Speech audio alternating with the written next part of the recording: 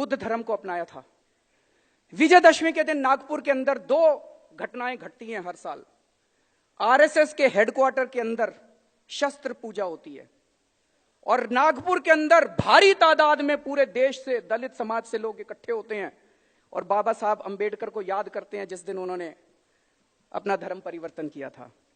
और 2 साल से मात्र चंद लोग जो आरएसएस के हेडक्वार्टर में शस्त्र पूजा करने के लिए इकट्ठे होते हैं, उसका दूरदर्शन लाइव टेलीकास्ट करता है। लेकिन लाखों दलित जो बाहर मैदान के अंदर, नागपुर के अंदर इकट्ठे होते हैं अपने बाबा साहब अंबेडकर को याद करने के लिए, उनका दूरदर्शन लाइव टेलीकास्ट नहीं करता है।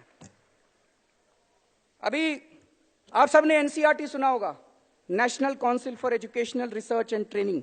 एनसीईआरटी उसकी जो राष्ट्रीय परिषद है, उस राष्ट्रीय परिषद के जो चेयरमैन है वो यूनियन एचआरडी मिनिस्टर होती हैं, स्मृति ईरानी जी उसकी चेयरपर्सन है।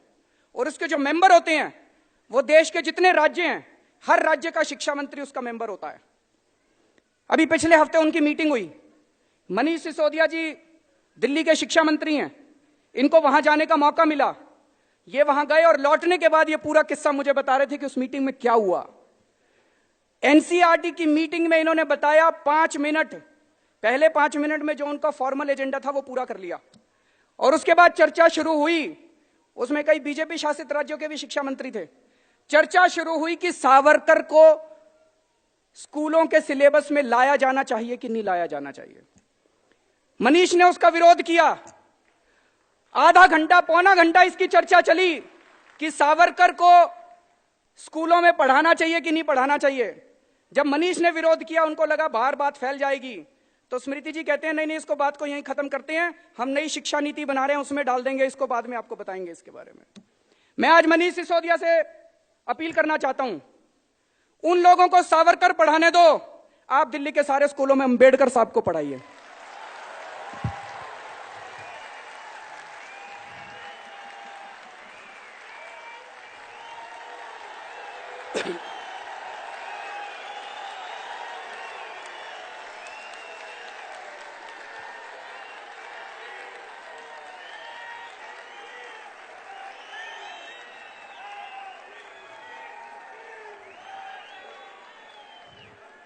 बाबा साहब के जीवन,